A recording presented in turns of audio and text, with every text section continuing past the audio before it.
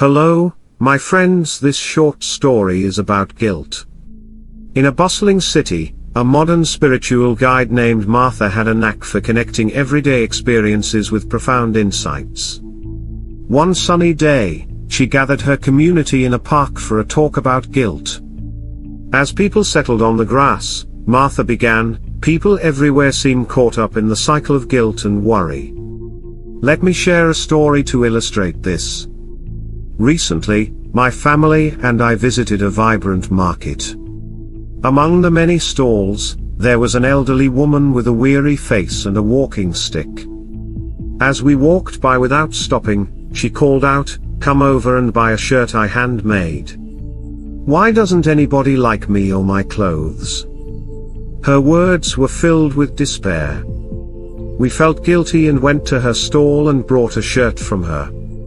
Martha paused, letting the scene sink in. Guilt is powerful. It's often used to make us conform. But what is guilt, really? Guilt is the paralysis that comes from dwelling on the past. It immobilizes us, making us feel unworthy because of things we've done. She continued, "There's a big difference between learning from the past and being stuck in it. If you've made a mistake, don't label yourself as a bad person. Instead, commit to being better and taking positive actions now." Most people, however, accept guilt and let it define them. Martha smiled gently. Guilt is something we're taught from a young age. Parents, schools, and even institutions use guilt to control behavior.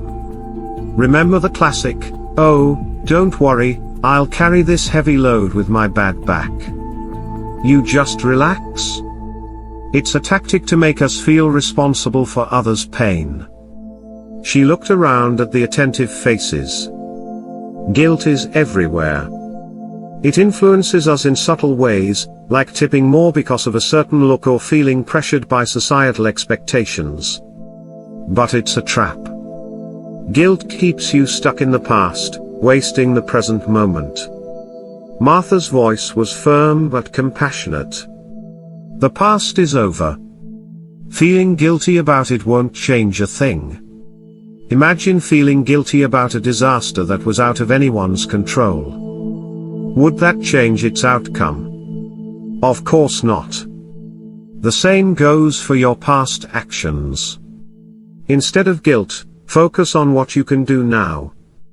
She explained, guilt prevents you from taking risks and trying new things. It's a shield against growth. Ask yourself, what can I do right now instead of feeling guilty? Accept yourself for who you are.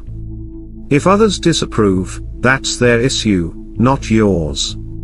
Martha walked closer to the group, her presence grounding. People use guilt to control you, just like the woman in the market. Don't fall for it. Live your life based on your values and choices. Teach others through your actions that guilt won't sway you. When you stand strong in who you are, you'll respect yourself more. She glanced at each person, conveying sincerity. Strength, not weakness, defines us. Resist the pull of guilt, make choices that align with your true self, and live fully in the present. That's the essence of a fulfilled life. The community around her nodded, absorbing the wisdom of letting go of guilt, and embracing the power of the present. As the sun began to set, the park was filled with a sense of newfound freedom and clarity, thanks to Martha's inspiring words. Thanks for listening to my story.